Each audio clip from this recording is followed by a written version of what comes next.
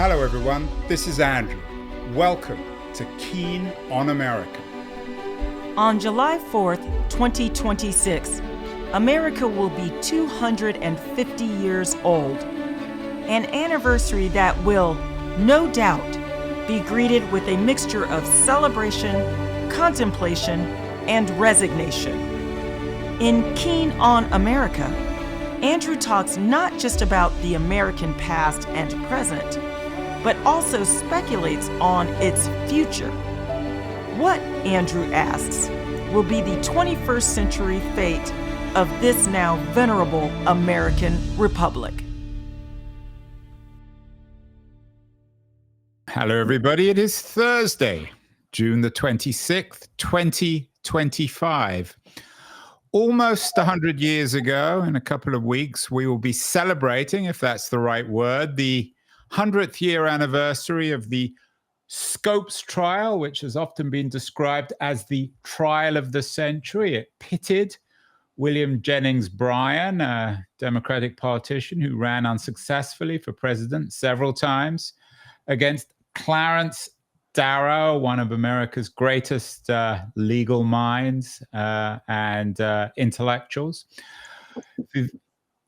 Our guest today is Brenda Winehouse. Her book, Keeping the Faith, God, Democracy, and the Trial That Riveted a Nation, came out last year. And I'm thrilled that Brenda is joining us today from a sweltering New York to talk about the 100th year anniversary of the Scopes trial. Brenda, was it indeed the trial of the century? Is that a fair way of describing Scopes? Yeah, I think it was. That's something that newspapers like to make up because it sells newspapers. The trial of the century, Sacco and Vanzetti, Scottsboro, even O.J. Simpson is a trial of the century. This is the 20th century. And this definitely was, when you think there were 200 journalists, imagine that, in 1925 that descended on a small town in Dayton, Tennessee, to cover this trial, which also got not only in the front pages of the United States, but it was covered internationally. So that means something, even though, unlike Sacco and Vanzetti, it wasn't about anarchism or immigrants, and unlike the Scottsboro boys, it wasn't about race ostensibly. But it was very interesting that so many people were so riveted by this trial. We've done several shows with my old friend Adam Hochschild. I'm sure you know his book, American Midnight, about the period after the First World War. Of course, yeah.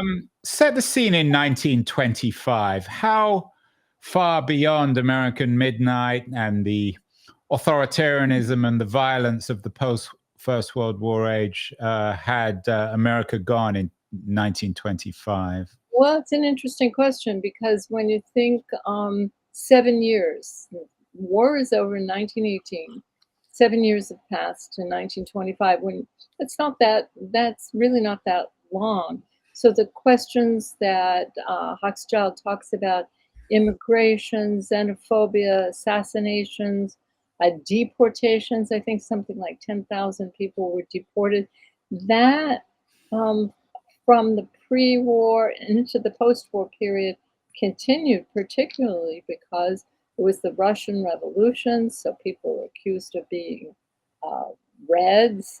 There was in 1919 something that was called Red Summer, not because of Reds as in Bolsheviks, but because so many Black men and women in prosperous towns were massacred. I think the most famous one that people know today is the 1921 Tulsa massacre. So you have a lot of the same ferment that was going on before the war, after the war, but then you also have the war, which was so unthinkably horrible. It was such a terrible slaughter, and people didn't know for what reason that happened. So there was a great deal. That's the period, in the 20s now, it's called the Roaring 20s, but as I often say, it wasn't roaring for everyone, as people were out of work. As I said, it was more warring than roaring. And of course, this was the period of Republican presidents after Woodrow Wilson. Adam talks about the Palmer raids and the appearance of a stronger American state, the rise of J. Edgar Hoover, of course, perhaps the most influential law and order man in American history. Right. How important, in your view, Brenda, is that the building of an American state? Before the First World War, America was not just an agricultural society, but a society without much of any kind of federal state. Well, I think that really, until you get to the New Deal, you don't entirely have a federal state. But you do have people like, ironically, William Jennings Bryan, who, as you said, ran on the Democratic ticket for president 3 times, and he was a progressive. But at the same time, he was edging toward what you're calling a federalized state when you think that you have prohibition that was recently passed, and prohibition is a federal law. It outlaws the manufacture, the distribution, and the drinking of alcohol. So that is a kind of federal state. But then, of course, you've got Coolidge, who's reputedly said the business of America is business, and he loved laissez-faire politics and ideas in that sense. But I want to add something else, because there's another side to this, which is, I mentioned the Roaring 20s, but it's also called the Jazz Age, and you have writers like Fitzgerald, Hemingway, Willa Cather, all publishing. You have movies taking off. You have radio, kind of social media of its day. The Scopes trial was the first trial that was actually broadcast on radio. You can imagine that. And at the same time, in internationally, you have Hitler publishing Mein Kampf, 1925.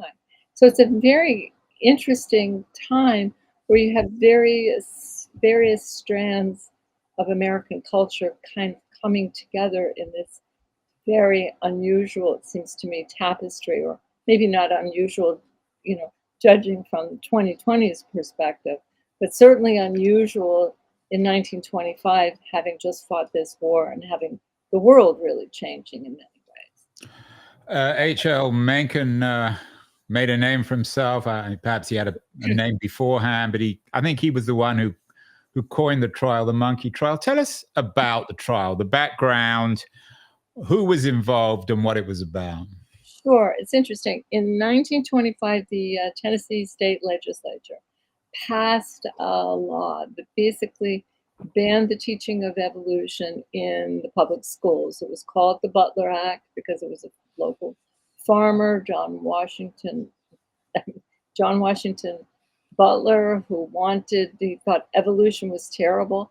He didn't know anything about evolution, but he had heard that it was really bad. And the law itself said that you couldn't teach any story that denies the story of divine creation as taught in the Bible, and instead that man is descended from a lower order of animal. At the same time, the ACLU, American Civil Liberties Union, which also wasn't very old, as you probably discussed with Adam Hochschild, was formed in 1920, coming out of World War I, and before that, pacifism of World War I. And in that particular case, the ACLU, looking for test cases so that people would be aware of their civil rights, heard about this law, and they advertised in the couple Tennessee papers, and said that if anyone was willing to violate the law, break the law, basically, that they would defend that person. So people in the town got together. Long story short, a young man, biology teacher, substitute teacher, stepped up and he said, you can't teach biology without teaching evolution. Is this John Scopes? That's John Scopes. Yeah, a man who has become very, very famous, almost accidentally, I guess. Yeah, not only accidentally, he could have become more famous because, as if it were 2025, movie moguls descended on Dayton, Tennessee. Yeah, and he's got the looks of a movie star. He's a nice looking very fellow. young guy, and they said, you want to be in a movie? Do you want to write a book? We can make a bestseller, which I'm sure they could have at that time. And he was very unassuming. He really didn't want fame or celebrity. He was doing the right thing, hard enough that to believe. And nobody really, he disappeared for many years. It wasn't until the 1960s that he reemerged. He actually, after the trial, there were a group of scientists who took passed around a hat so that he'd have enough money to go to study postgraduate at the University of Chicago, which he did. So he just had a life. Would it be fair? I mean, the superficial reading of the trial is that it pitted ignorance against scientific enlightenment. Is that a fair way of putting it, or is it more complicated than that? To me, it's more complicated. Traditionally, you read the trial as science versus religion. Science versus religion, or science versus faith. But one of the things that was interesting to me is the fact that nobody knew the science, nobody understood the science, and Darwin had published in 1859 The Origin of Species, and the theory of evolution was settled at this particular juncture. It wasn't really an issue in the scientific community, in the education community, and in fact, the textbook, the state authorized textbook that Scopes taught from, mentions evolution. It also mentions eugenics, but putting that aside for a second. So it was settled. That's what we call settled. Settled theory. Nobody really understood what a scientific theory was. Nobody had disproved evolution. In the textbook, it merely said evolution was change, didn't threaten anything.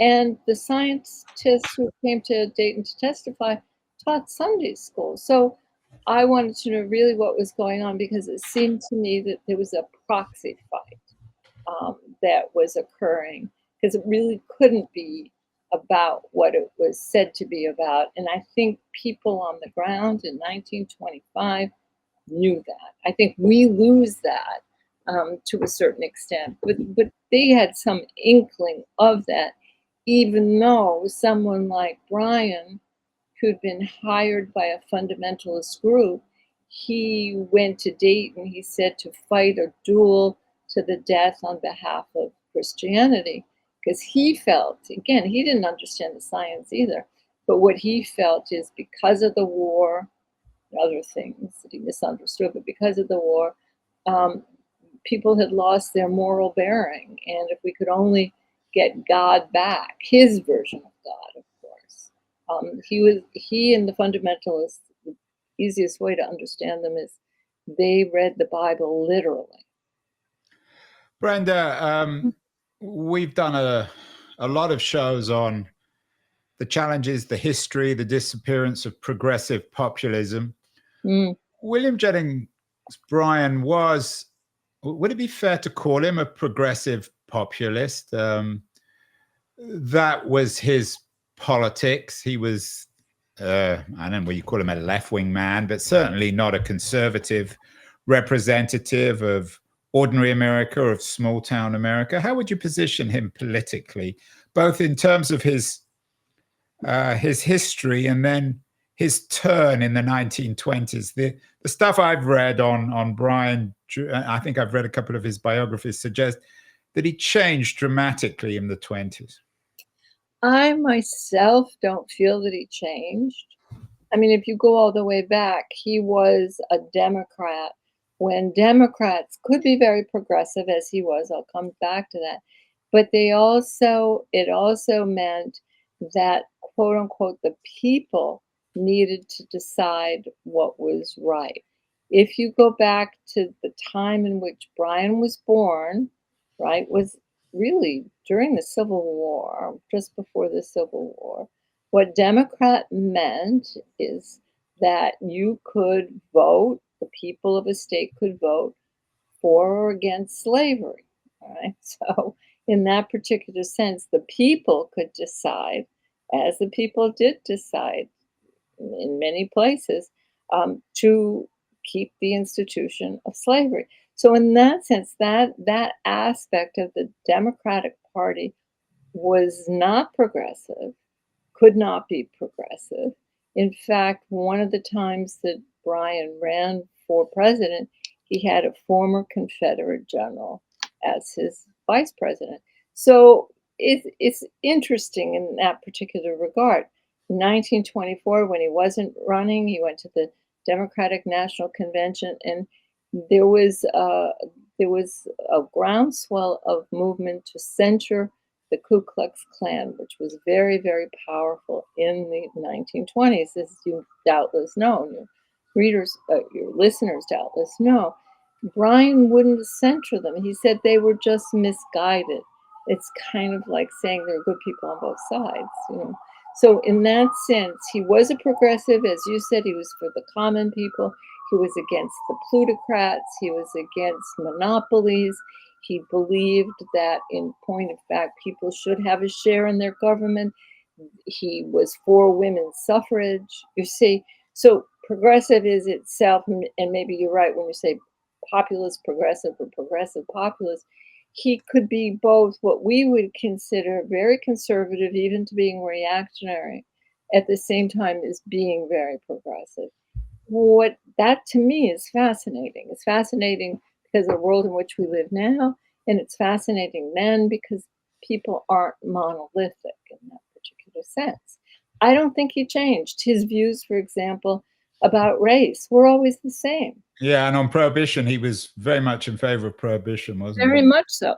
But you could also argue that prohibition, from some points of view, from his certainly, was progressive because Yeah, and I mean, I always understood right. prohibition to have been a movement begun and driven by women. I know you include Elizabeth Cady Stanton in your narrative. How does the issue of women's rights, voting rights, and perhaps the early history of American feminism fit into the Scopes trial?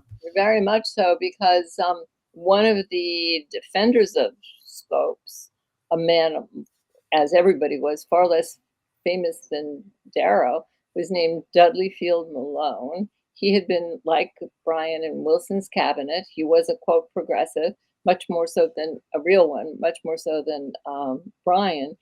And when women in 1917 were picketing the White House because Wilson more or less ignored his promise to women who helped him become elected, his promise that he would help pass the suffrage amendment. So they were picketing the White House, and Wilson sent out the police to arrest them. Dudley Field Malone took up their, they were actually sent to prison.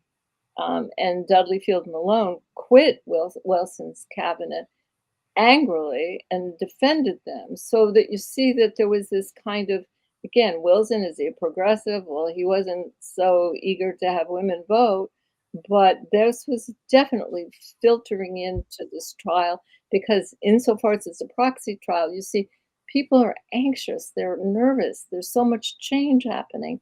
Now women have the vote.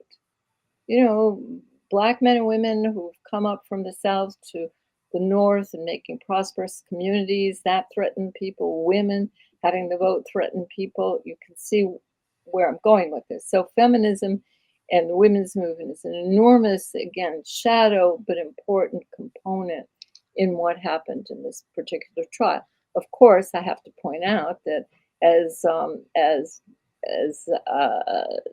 Doris Stevens, who was the suffragette who was at the trial and had married Dudley Malone, she said, well, of course, the jury is all male. She made note of that, certainly. But in any event, so this is part of the ferment, what I'm calling the kind of excitement and the anxiety that brings you this trial and focuses this trial and gives you a sense of what this trial, some of the issues that are behind the trial and that people understand are being. So you're suggesting that all these complicated forces of history somehow converge, and of course, it's not possible to do any thinking or writing about American history without involving the issue of race. You talked already about William Absolutely. Jennings Bryan, sort of Confederate inclinations in some ways. W.E.B. Du Bois was, of course, the best-known American intellectual of his age. Was there a racial component of this? You've noted the appearance of theories of eugenics. We have a show coming up next week about theories of race and white superiority. Yeah, right. Was that somehow implicitly or explicitly involved in this trial? Oh, I think it's both explicit and implicit. Certainly, many in the Black communities felt that, you know, that this was about race because um, they understood, as many whites and as Darrow did, and as the defense did, that the theory of evolution itself helped make absolutely indefensible the idea that racial hierarchies could be fixed and separate and consigned to superior and inferior. And one of the scientists who went to Dayton to testify, a Harvard geologist, he said basically the discovery of bones, for example, linked together what he said called the white, yellow, brown, and red races in this particular sense. So, and Darrow said the other side, Brian, talk as if God, made a white man, a black man, a blue man, which isn't how we understand or they understood evolution. So it was very, very definitely the case that race was involved. And even you mentioned that that Mencken coined the term monkey trial.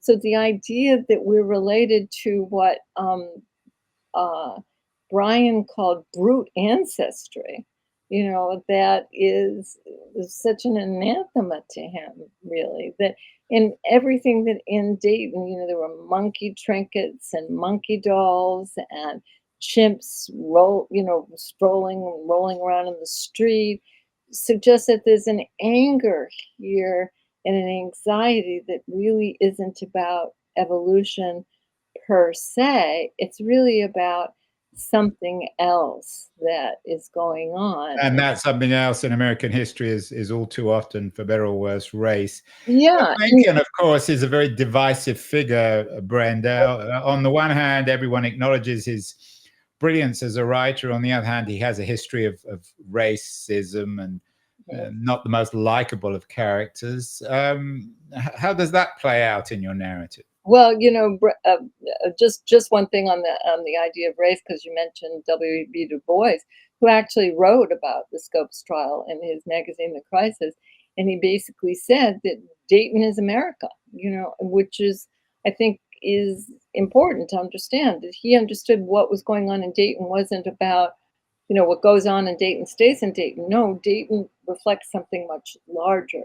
And Mencken knew that, but Mencken also gave voice to some of the worst and most bigoted ideas in America. He wasn't always, in his magazines, American Mercury, before that, SmartSat, he published Black people, he published women. He really did love good writing, and he was a good writer, but some of his views, again, on Blacks, on Jews, on minorities, were deeply offensive. And in one way, much of what we have come to think of as the Scopes so-called monkey trial comes from Mencken, because he went there. He was one of the journalists who went to Dayton. And if you know anything about Mencken, he was from Baltimore. He lived his whole life in Baltimore. He didn't really like to move that much, but he went to Tennessee too. Yeah, tell us a little bit about Dayton. It's named after Dayton, Ohio, which is only well known, I think, because of the Bosnia talks. I'm guessing that this was this was deep Jim Crow territory, segregation. How much of Dayton was white versus Black? Well, it was mainly white. There's no doubt about that. I forget the actual numbers, but it's like a handful of Black people.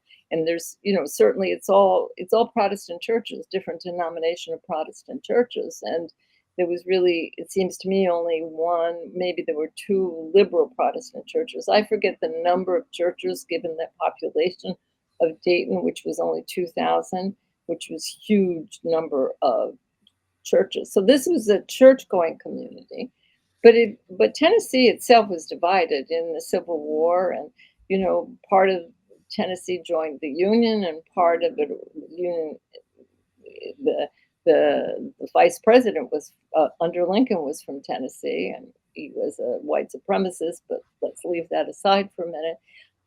But I wouldn't say that Jim Crow was first and foremost on people's mind in Dayton, because they hadn't been. I mean, these were small time people. These were not plantation owners. These were not people who actually harbored prejudices in the way we think of them, even though it's Tennessee.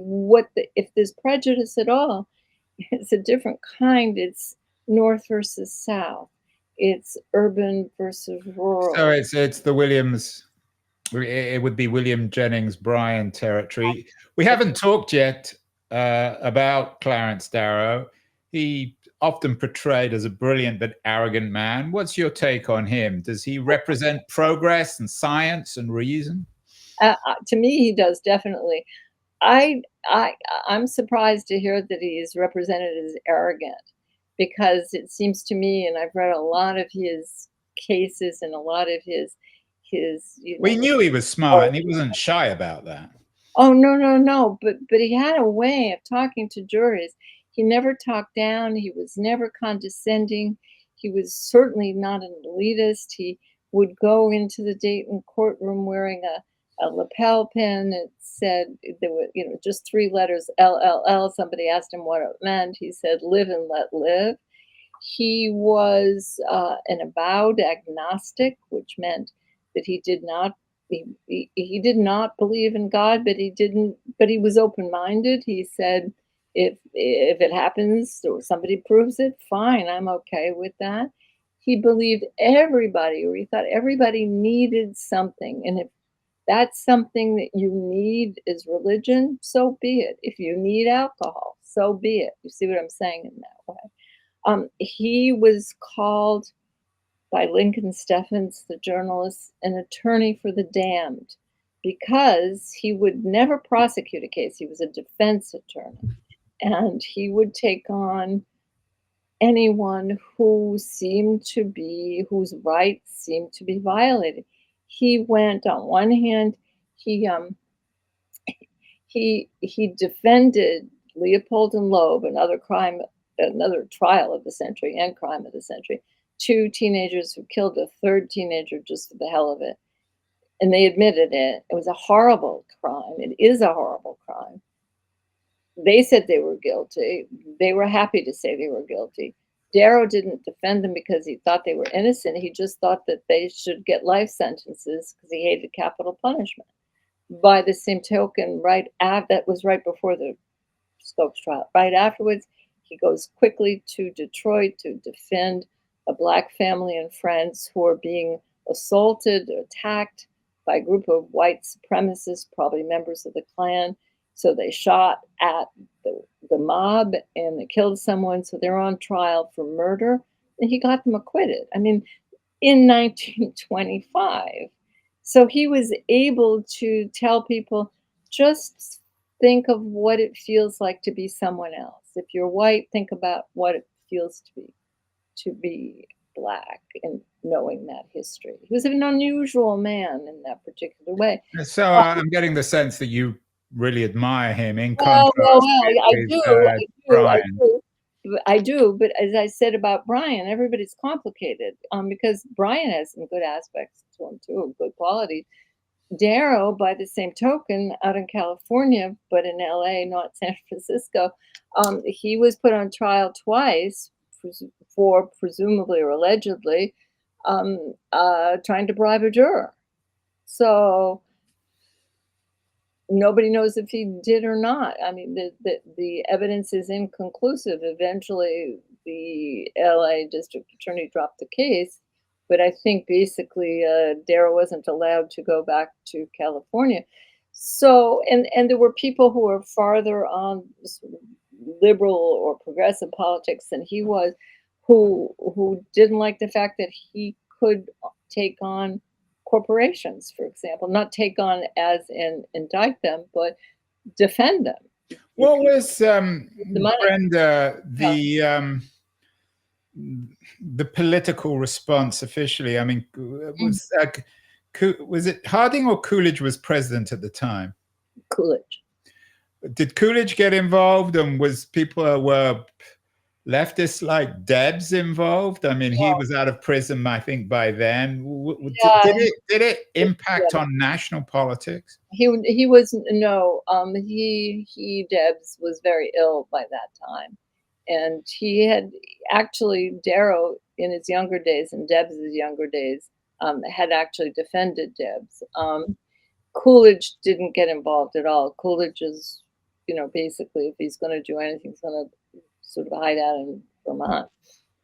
So it didn't have political ramifications in that particular sense. But you have to remember, excuse me, or it's important to remember, that, as I mentioned before, the Ku Klux Klan is extremely powerful politically at this particular time. They're in state legislatures, they're in governors' houses, they're all over the place. The interesting thing politically about the trial is, of course, Scopes was found guilty. The ACLU wanted to get this to ultimately the Supreme Court, which it didn't do. But because Darrow, against the wishes of the ACLU, tried the case in the papers, and because Bryan actually was made to look ridiculous in many ways, there was no legislation like this that was able to get through other states. So it did have that kind of impact and tamp down the direction in which fundamentalists were going. They were not a political organ at that time. But as one scientist pointed out, don't get too comfortable. They are going underground, these fundamentalists, and they will reemerge as a political organization. So that's interesting. So long term, it did have a very decided political effect. You very bold in this book, Keeping the Faith. The book, Edward Larson's Summer for the Gods, which I think won the Pulitzer Prize and has always been acknowledged as the authoritative version of Scopes before yours. Why did you write this book? Did you feel that Larson's book, I once visited Larson in LA, he's a delightful fellow. Did you feel that there was something missing? Why did you need to, let's say, update it, but add a new book to the corpus? Well, first of all, I wasn't updating it. I was a different perspective. Larson's very wonderful book was published in 98, I think it was, 97, 98. So that's 98, won the Pulitzer in 98. So that's over 25 years itself. It's almost a different world, a different generation. From my point of view, and what he did, as I said, very well. I mean, who could say he didn't? Why would you? But I'm coming from the trial from a very different point of view. I'm not arguing that it's, as we said earlier, it's not a religious trial. It's not about science. People didn't even understand the science, as I said. It's about a cultural moment. And I'm interested in reading the arguments pro and con and reading the culture at the time, which is a different perspective. So it wasn't that I was updating it, no reason to. It's just a different, it's the same trial, but it's a different angle. I bring to it, sort of different questions about what it meant and where it fit in the culture, political culture, literary culture, social culture, feminist culture, even religious culture of the 1925. and how those various cultures intersected and spoke with one another. I don't think you can talk about the trial without talking about the the way in which Congress shut the door on immigration, or the way it was afraid of so-called Bolsheviks or Reds, or the way in which black men and women were being lynched. None of those things, it seems to me. So, as I think you said earlier, it's a kind of funnel through which we see a lot of those things. Otherwise, it makes no sense that it was the trial of the century. Right, and the New York Times review was very strong. The reviewer said that implicitly, at least in the book, you're talking about the 1920, sorry, not the 1920s, the 2020s. Sometimes they wish you'd been a bit more explicit.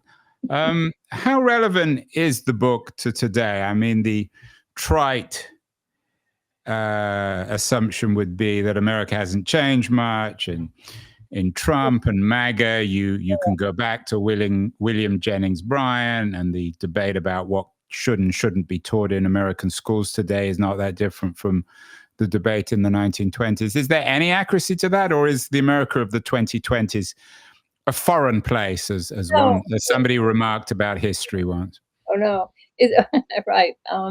Well, when you do any kind of history, it's almost like learning a foreign language in a sense. But as I'm saying, that the issues that are being debated in terms of the trial, or raised at the trial, really are about freedom, and freedom to worship or not to worship, what it is we worship, who decides we worship, and then extending that to who decides what we learn, what we can read. And since these are obviously very present kinds of questions when you're talking about removing books from libraries, or, forbidding certain things to be taught in schools, or, talking about abrogation of civil rights or all of those things, it's all part of an aspect, I think, of American culture that is very, I wouldn't say the same, because the terms are different, but it has to do with bigotry and prejudice and intolerance, which is unfortunately part of a long-standing heritage. But it's obviously different today in many ways, for all the reasons you alluded to, whether it's the MAGA movement, or you didn't mention, but social media, all of those things, partisanship. But I think in the similarities, it's not a cliche to say there are similarities, but at the same time, what's important is that it makes us more vigilant, knowing our history, knowing that people did stand up for what they considered to be values, and would actually fight it out in a court dramatically, and allow people to air these views, I think is really important. And I really think it shows us something about integrity, and what it means to fight for or argue for what one believes. And what You, in your biography, on your website at least, I won't say you boast, but you explain that you write from New York. That's your perch in observing the world. We mentioned Adam Hochschild earlier. His wife is also a remarkable woman. She's been on my show several times. She's the author of a couple of very influential books, Strangers in Their Own Land and Stolen Pride, in which Ali, who's a sociologist at UC Berkeley, living over at the Bay in Berkeley, lives or goes to spend some time in Kentucky and I think Mississippi. Do you think that to write about, and I'm not sure if you ventured to Tennessee to write the book, but do you think to write about the world that William Jennings Bryan was defending, perhaps in a nostalgic, often irrational, perhaps anti-scientific manner, one needs to spend some time in small-town America? I've spent a lot of time in small-town America. I'm not from New York. I just happen to live here now. And I think it's very important. It's a very big country with a lot of different people. So when you say, well, Tennessee, Jim Crow, I say, no, not so fast, really, in that particular sense. And there's enormous prejudice, each part of the country against another part of the country. And the only way we begin to, I think, understand that is by moving around. By the same token, we can't move around in history. I mean, as your other guests have suggested, there are no flying carpets that'll take us back to 1925 or 1025 or any period at all. So we do the best we can with the materials that we find and try to find as many materials, primary materials, people speaking, living, acting, as possible. So I think, it's a kind of dialectic. You move, you see, you talk, but at the same time, you have to sit, you have to think, you read, you consult, try to, in some sense, empathize. Whether it's empathizing by going somewhere, empathizing, saying, what did they mean in this newspaper of 1925? Why were they saying what they were saying? What's the larger frame? So I think both are true, in some particular sense, both staying and moving. And finally, Brenda, America has often been the object of the world's amusement, sometimes in a very patronizing and unfair way. How was this reported internationally? Did Europeans report this as if, oh, those dumb Americans, they look at their primitive intellectual state? Absolutely. You want to talk about prejudice, then, go to Europe and then look at America, or just as America might look to, I don't know, look to Algeria. You see what I'm saying in that way. So in the newspapers, certainly in Britain, and I think Bertrand Russell was quoted, they were saying things like, this is America, only in America. This is the place that hang witches. So yeah, there was a lot of kind of disbelief because, as I said, some of these arguments on the surface anyway had already been fought and won in the 1870s and 1880s. So this is a long time coming. So people were astonished. And it sold papers because it is so astonishing. So what are you going to be doing to celebrate, if that's the right word, in a couple of weeks, the Scopes trial? What should we all be doing, Brenda? I'm going to go, per your question of a couple of minutes ago, I'm going to be in Tennessee. Where else? Where else, indeed. So I wish you an early July 4th. Congratulations, not you personally, but perhaps the country, and for writing the book, an important new book, very well reviewed. Is it out in paperback yet, Brenda? No, not until September. Well, the publisher should have done it for the 100th anniversary. Well, they don't listen to the writer. The wisdom of publishers. Well, congratulations, Brenda, on the book. And have fun in Tennessee. And we will talk again, I'm sure, when you come out with a new project. Thank you so much. Thank you. Bye-bye.